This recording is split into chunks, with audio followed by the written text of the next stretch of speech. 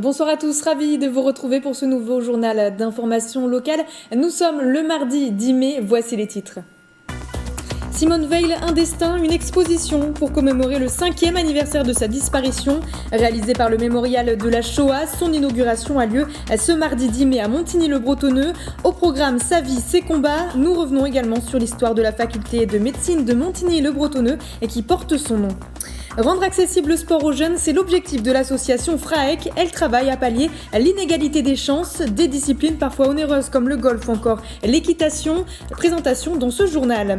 Et puis la 8e édition des Golden Blocks, c'était de passage à Guyancourt ce week-end. Une première dans les Yvelines, un concept créé par le champion du monde d'athlétisme Ladji Doucouré pour soutenir les quartiers populaires. Le principe, être le plus rapide sur un sprint de 50 mètres en face à face. Je vous en parlais en titre, l'inauguration a lieu ce soir, l'exposition itinérante Simone Veil, un destin 1927-2017. Elle rendra hommage à Simone Veil, une figure emblématique du combat des femmes, et elle se déroule jusqu'au 18 juin 2022. Ce sera à la médiathèque du Canal de Saint-Quentin en Yvelines, le reportage de Céline Charles. Icône de la lutte pour les droits des femmes, ministre de la Santé à qui l'on doit la loi Veil sur la dépénalisation de l'avortement ou encore 5e femme à entrer au Panthéon, Simone Veil est une des personnalités préférées des Français. La médiathèque du Canal de Saint-Quentin en Yvelines a décidé de lui rendre hommage à travers l'exposition Simone Veil, un destin 1927-2017, créée à l'origine par le Mémorial de la Shoah. Cette exposition retrace son parcours depuis sa jeunesse, son expérience dans les camps à Auschwitz et son parcours de magistrate et femme politique du XXe siècle. Ce qu'on ne savait pas forcément, c'est qu'elle voulait être avocate, que son mari a refusé. Pour lui, c'était pas une profession convenable pour les femmes à l'époque. Elle a quand même souhaité travailler, elle a poursuivi une carrière de magistrat. Elle a pu faire un tour de France des prisons et améliorer certaines des conditions de vie dans ces prisons. L'exposition retrace également toute l'histoire de la guerre, de l'occupation et de la déportation des Juifs en France. Et on a souhaité la présenter cette année puisqu'en 2022, en juillet, on commémore les 80 ans des rafles. Une exposition également axée sur la transmission, un rôle culturel d'information et de sensibilisation que la médiathèque prend à cœur. On a aussi des actions en direction de scolaires avec des médiateurs du Mémorial de la Shoah qui seront présents et qui accueilleront des classes de CM1, CM2, 3e, collège et lycée pour présenter l'exposition et proposer de travailler autour d'ateliers liés autour de la thématique. L'objectif, c'est de donner les clés de compréhension du monde d'aujourd'hui pour mieux vivre ensemble et mieux construire ensemble le monde de demain. Une exposition tout public illustrée de nombreuses photographies et citations qui se déroulera jusqu'au 18 juin 2022. Et dans quelques instants, justement, nous aurons avec nous en plateau Djilali Hanan, en plateau en visio, Djilali Hanan, doyen de l'UFR Santé, Simone Veil de l'UVSQ. Et puis, on va passer à autre chose pour l'instant. Un cookie, 1 euro pour l'Ukraine. C'est une opération solidaire lancée en soutien aux Ukrainiens. Un événement organisé par le département et SMIDI, le gestionnaire des cantines des collèges dans les Yvelines. Jeudi 12 mai, des cookies préparés par les chefs de SMIDI de 28 collèges yvelinois seront en vente à 1 euro. Ça se passera pendant les pauses ou à la sortie des cours.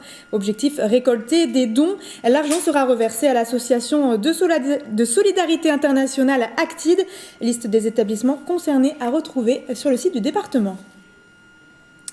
Et cela fait plusieurs années qu'ils travaillent en étroite collaboration. L'université de Versailles-Saint-Quentin en Yvelines vient de renouveler son partenariat avec le CNRS pour 5 ans de plus. Un accord qui profite aux deux parties. Il vise à pousser la recherche encore plus loin. Patrick Jacques de Dixmude et Céline Charles. C'est signé le partenariat entre l'Université de Versailles-Saint-Quentin en Yvelines et le Centre national de la recherche scientifique continue pour 5 ans de plus. Mardi 9 mai, les deux présidents se sont rencontrés sur le campus des sciences à Versailles pour officialiser le renouvellement. C'est la confirmation du lien étroit qu'il y a entre cet organisme national de recherche et puis les équipes de recherche de l'UVSQ.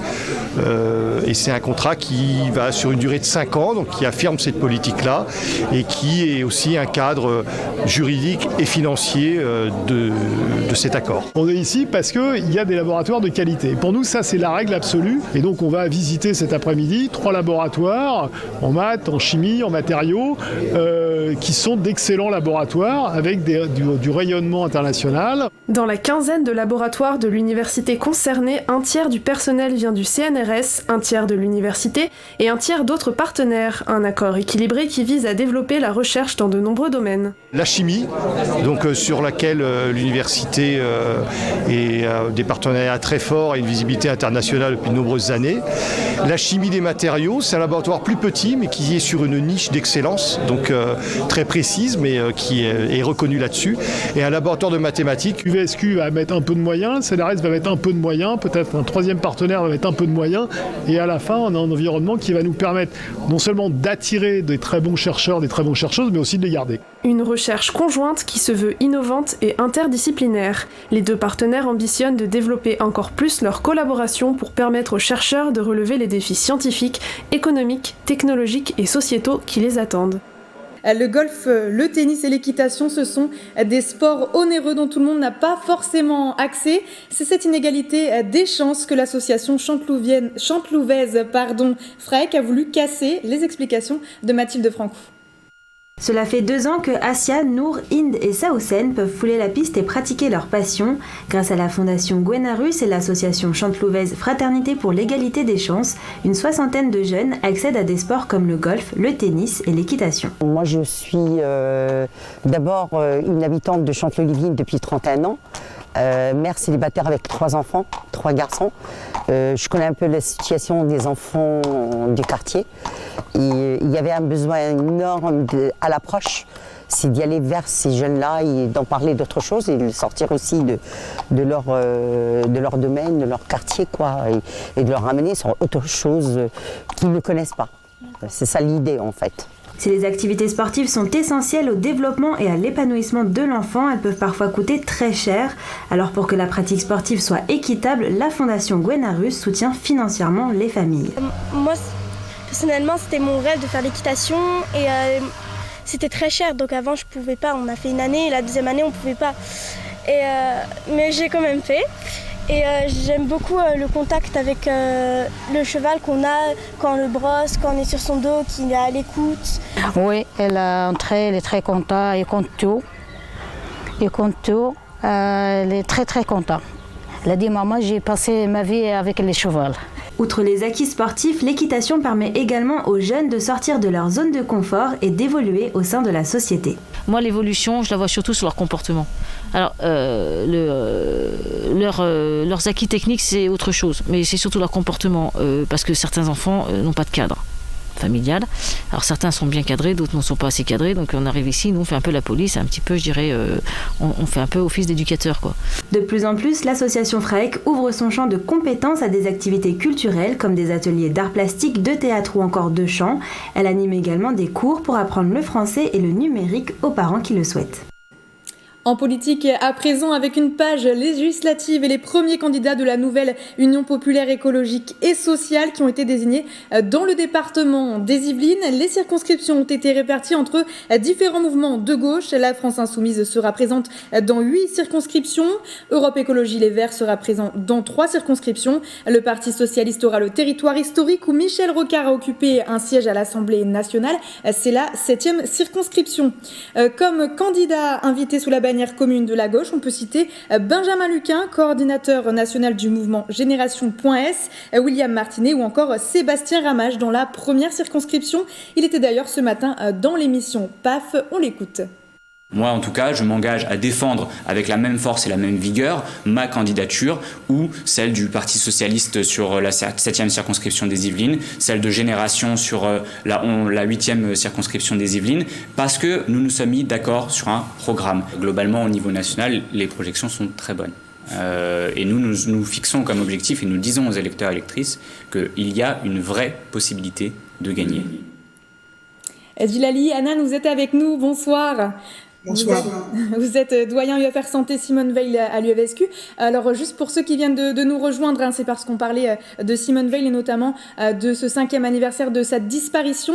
Je voulais rebondir tout à l'heure du coup sur votre fonction, notamment l'UFR Santé Simone Veil. Pourquoi avoir donné ce nom en 2012 ? Quel est le lien avec Simone Veil ?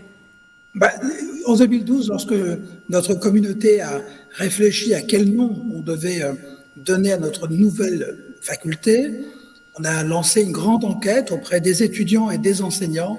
Le nom de Mme Simone Veil qui est arrivé de loin, le premier, pour une raison très simple, c'est que globalement, chacun a considéré, notamment que son action pour la lutte contre l'avortement clandestin et sa loi sur l'IVG a probablement constitué la plus grande avancée en matière de santé publique du XXe siècle en France.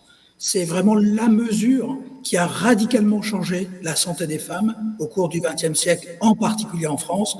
Et c'est ça qui a motivé le fait qu'on donne à notre UFR le nom de Madame Veil. Et quand on lui a fait la demande, elle a accepté. Elle a accepté d'emblée et très simplement. Et on a eu cette immense chance et honneur d'avoir Simone Veil en personne, lorsqu'était, je crois, sa dernière sortie officielle, venir inaugurer notre nouvelle faculté de médecine et venir partager avec nous un moment extrêmement important. On la voit à l'antenne ici avec Marisol Touraine, qui était ministre de la Santé à l'époque. Justement, je vais rebondir là-dessus. Vous parlez de l'interruption volontaire de grossesse qui a été présentée en 1974. Est-ce que, selon vous, il y a eu pour Simone Veil un avant et un après cette loi ?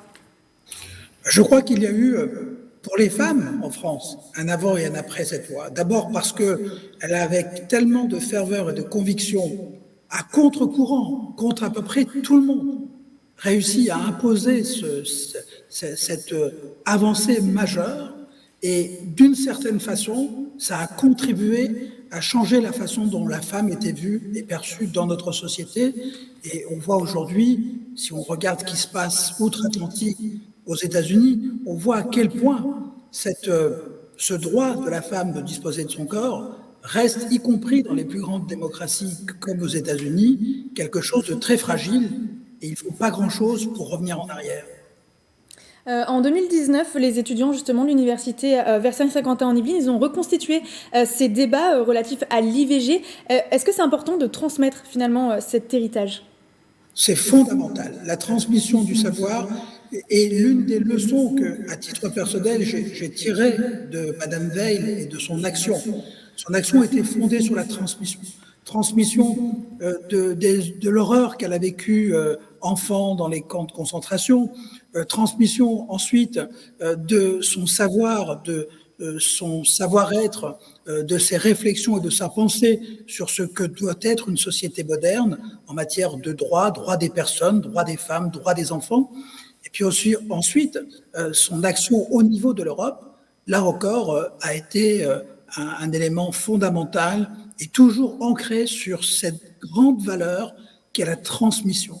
Transmettre aux futures générations, transmettre de génération en génération, c'est la meilleure façon pour nos sociétés d'aller de l'avant sans oublier le passé qui fonde notre présent et pave le chemin de notre avenir. Peut-être une dernière petite question avant de vous laisser. C'était donc la première femme secrétaire du Conseil supérieur de la magistrature, première femme ministre de la Santé, première présidente du Parlement européen. Finalement, c'était une pionnière en fait. Ça a été toujours une pionnière. Elle a vraiment été guidée par une clairvoyance absolument exceptionnelle, une capacité à anticiper et à trouver d'emblée les chemins qu'il fallait prendre. Et je crois que elle a ouvert tellement de routes dans notre société, tellement de chantiers, qu'on peut vraiment considérer, peut-être avec Marie Curie, que c'est probablement les deux plus grandes femmes que la France a connues ces 2 dernières centenaires. Et d'ailleurs, elle a été au Panthéon, c'est la 5e femme à y être. Merci beaucoup Djilali Hanane d'avoir été avec nous. Je le rappelle, vous êtes doyen de l'UFR Santé Simone Veil USQ. Merci beaucoup. Bonne soirée. Ce samedi 7 mai, on va passer en sport à présent. C'était la 8e édition des Golden Blocks. Elle est passée par la place du marché à Guyancourt. Une grande première pour les Yvelines, lancée par le champion du monde d'athlétisme Ladji Doucouré. Le concept est simple, réaliser un sprint de 50 mètres en face à face sans chrono. Un reportage de Mathilde Francou et Mickaël Elmidoro. Des sprints et des sourires ce samedi 7 mai à Guyancourt. La ville a accueilli la 8e édition des Golden Blocks sur sa place du marché. Le but, réaliser une course de 50 mètres en face à face sans chrono. Un concept créé en 2014 par le champion du monde d'athlétisme Ladji Doucouré pour soutenir les quartiers populaires. On crée une espèce de compétition, une petite caravane où on va détecter des enfants de 8 à 20 ans maintenant, par catégorie d'âge et de sexe. Et on essaie d'amener les meilleurs de chaque quartier sur Paris. En fait, on essaie de faire en sorte que les meilleurs de chaque quartier s'affrontent et deviennent le meilleur de la France tout simplement. Cet événement est une grande première sur le territoire des Yvelines. Séduit par le concept, Guyancourt n'a pas hésité à organiser ce rendez-vous qui se rendra dans 28 communes de France dans les prochaines semaines. En général, l'athlétisme, on a besoin de grands équipements, des stades, des gymnases pour courir, lancer, sauter. Et là, on vient tout à fait au cœur des quartiers, ici, aujourd'hui au Pont du Routoir. Au total, plusieurs centaines de jeunes ont pu s'essayer sur ce 50 mètres. Tout le monde donne le meilleur possible pour qu'il gagne et que on s'amuse bien. Et que j'espère que tout le monde aura apprécié la course. Tout à l'heure, j'étais contre une fille et moi, j'ai mis toute ma force pour courir. Parce qu'après, la force, c'est bien dans tes pieds. Les grands gagnants de cette journée se sont qualifiés pour la grande finale nationale Golden Blocks, un événement programmé à l'automne. Et juste avant de refermer ce journal, nous avons appris aujourd'hui la disparition de Jean-Luc Gris, maire de Gaillon sur Montsion. Il est décédé possiblement d'un arrêt cardiaque dimanche 8 mai, maire de la ville depuis 2008, mais aussi vice-président de la communauté urbaine Grand Paris Seine-et-Oise. Il s'est éteint à l'âge de 60 ans. Nos pensées se tournent vers ses proches et son entourage. Et c'est la fin de ce journal. Merci à tous de nous avoir suivis. Ne ratez pas dans un instant votre magazine culturel présenté par Célia Gatsongo. Très bonne soirée sur TV78.